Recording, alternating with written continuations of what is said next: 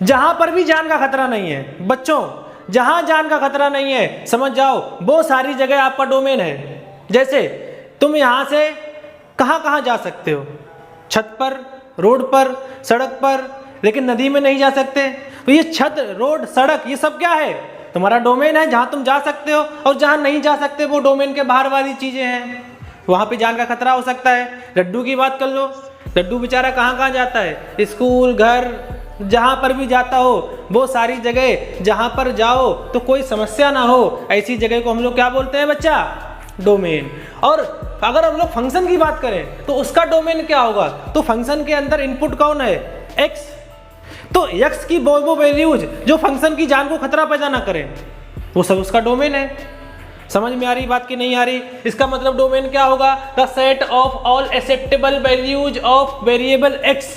मतलब वेरिएबल जो एक्स होगा फंक्शन का, उसकी सारी एक्सेप्टेबल वैल्यूज, उनके पूरे सेट को हम लोग क्या बोलेंगे, डोमेन। मतलब एक्स की जो जो वैल्यूज हम पुट कर सकते हो फंक्शन में, अगर वो एक्सेप्टेबल हैं तो उन सबका ही जो सेट होगा, तो उन सबका जो सेट होगा उसे हम लोग क्या बोलेंगे, डोमेन। या हम लोग ग्राफिकली भी पढ़ रहे हैं तो ग्राफिकली मैं बात करूं, the portion of x axis covered by the graph. मतलब किसी भी फंक्शन के ग्राफ ने एक्स एक्सिस में जितना पोर्शन कवर किया होगा उसे हम लोग डोमेन बोलेंगे। ज़्यादा बात ना करते हुए मैं एक ग्राफ बना देता हूँ आपके लिए। मैंने कहा कि मेरे पास एक फंक्शन है और जिसका ग्राफ कुछ ये है, ये लड्डू ने मुझे ग्राफ बना के दिया, बोला सर इसकी डोमेन बताओ। रेंज की बात बाद में करेंगे। और ई पॉइंट मान लेते हैं 3 है, ई पॉइंट मान लेते हैं 10 है, इसका डोमेन बताना है आपको। तो डोमेन का मतलब क्या है, जहां जहां पर ग्राफ बा गया हो। और ये कहां पे गया, बोले सर 3 से शुरू किया और कहां तक गया, 10 तक। तो 3 से 10 तक सब जगह पर आप क्या देखोगे कि हर x की वैल्यू के लिए कोई ना कोई y की वैल्यू है। और जब 3 से 10 तक हर एक x की वैल्यू के लिए कोई ना कोई y की वैल्यू है, इसका मतलब क्या है कि ये सारी वैल्यूज इस फंक्शन के लिए एक्सेप्टेबल है। तो अगर आपसे कोई पूछे बताओ इसका डोमेन क्या बनेगा, आप बोलोगे डोमेन इज 3 से लेकर 10 तक पूरा। और पूरे के लिए क्या लगाते हैं, ओपन ब्रैकेट और क्लोज ब्रैकेट। अब 3 तो मेरे डोमेन में है, 3 पे तो वैल्यू है क्योंकि यहाँ पर क्लोज डॉट बना हुआ है, लेकिन यहाँ पर ओपन सर्किल है, इसका मतलब 10 मेरे हिस्से में नहीं है, तो मैं 10 पे क्या लगाऊंगा, ओपन ब्रैकेट। ठीक है ना, डोमेन समझ में आया आपको? तो बेटा इन कुछ फंक्शंस के आपको डोमेन निकालने हैं। फंक्शन के ग्राफ मैंने आपको बना के दे रखे हैं, डोमेन निकालना है। और तरीका क्या रहेगा, जहां जहां पर जान बच रही है वो सारी चीजें डोमेन के अंदर है, और जहां पे प्राण कंटूर जाए समझो वो डोमेन में नहीं है। मतलब all acceptable values of x. तो इसको देखते हैं, यहां पर तो बेचारा है ही नहीं, मतलब ये सब डोमेन का हिस्सा नहीं है। डोमेन का हिस्सा कौन होगा, जो एक्स की वैल्यू एक्सेप्टेबल होगी। तो ये एक्स की वैल्यू जो है ना बेटा 3 से, वो एक्सेप्टेबल है। इस एक्स की वैल्यू के लिए कोई ना कोई वाई की वैल्यू आ रही है, तो यहाँ से डोमेन चालू है। ये मेरे डोमेन का हिस्सा है, ये मेरे डोमेन का हिस्सा है, यहाँ से यहाँ तक सारे डोमेन का हिस्सा है। यहाँ पर जान चली जाती लेकिन इसने बचा ली।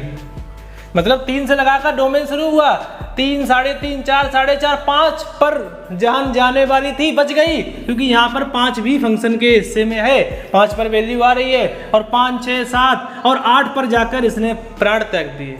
मतलब अगर आपसे कोई इसका डोमेन पूछे आप क्या बताओगे, बोले सर ये तो 3 से शुरू है और 3 भी है, और कहाँ तक गया, 5 पर भी है। भले डिसकंटिन्यूअस से फर्क नहीं पड़ता, लेकिन 5 पर कोई ना कोई वैल्यू तो है ना फंक्शन की, तो 5 भी इसके डोमेन में है। कहाँ नहीं पहुंच पाया ये, 8 पर, तो 3 से लगाकर 8 तक इसका डोमेन आ गया। क्या निकाल पाओगे, इसका डोमेन निकालते हैं। 2 से डोमेन शुरू हुआ, पहले तो कुछ नहीं है, पहले तो सब जगह नहीं जा सकता, ये कहाँ जा सकता है, 2 पर। 2 से शुरू किया, 5 पर जान जाने वाली थी, फिर से बच गई, है ना। 5 पर डिसकंटिन्यूअस हो गया, लेकिन 5 पर ये वैल्यू एक्वायर कर ली इसने।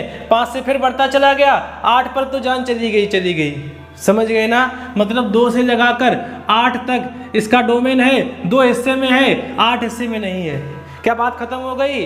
अरे नहीं बेटा, खत्म नहीं हुई। यहाँ पर 9 भी तो है जिस पर फंक्शन की एक वैल्यू है, तो इसका डोमेन ये है, और 9 भी है।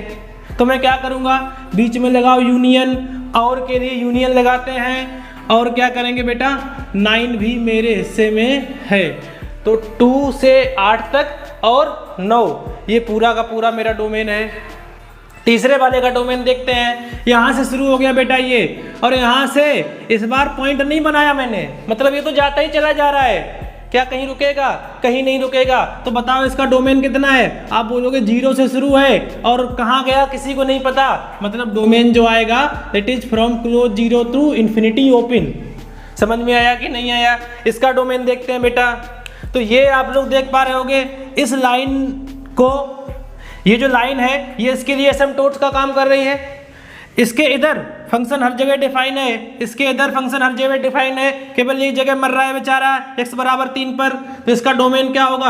आप बोलोगे जो इसका डोमेन होगा that is -infinity to 3 open union 3 से इन्फिनिटी। मतलब 3 को हटा दो, -इन्फिनिटी से +इन्फिनिटी तक सारा है। तो उसको ऐसे लिख सकते हैं, या फिर कुछ लोग महानुभाव ऐसे भी लिख सकते हैं, -इन्फिनिटी से इन्फिनिटी -3 को निकाल दो और ये पूरा का पूरा सेट जो है वो आपका डोमेन है।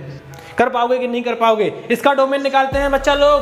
क्या करेंगे बेटा? ये तो 0 वाला पॉइंट है, 0 फिर से एसिम्पटोट बन गया, तो 0 के इधर सारे पॉइंट्स डोमेन का हिस्सा है, इधर हर जगह जा सकता है, फ्री है एकदम लड्डू वहाँ से यहाँ कहीं भी जा सकता है, -इन्फिनिटी से +इन्फिनिटी और एक्सेप्ट 0। तो 0 को मैंने कर्ली ब्रैकेट में रख दिया। क्या डोमेन निकाल पाओगे ग्राफ की मदद से? बिल्कुल। जहाँ जहाँ पर फंक्शन की जान बच जाए वो सारी चीज़ें डोमेन का हिस्सा है। जहाँ बेचारा मरता हुआ दिखे वो डोमेन का हिस्सा नहीं है। और कहाँ मरेगा ये कैसे पता चलेगा मुझे? बोले जिस x के लिए y की कोई वैल्यू ना आए।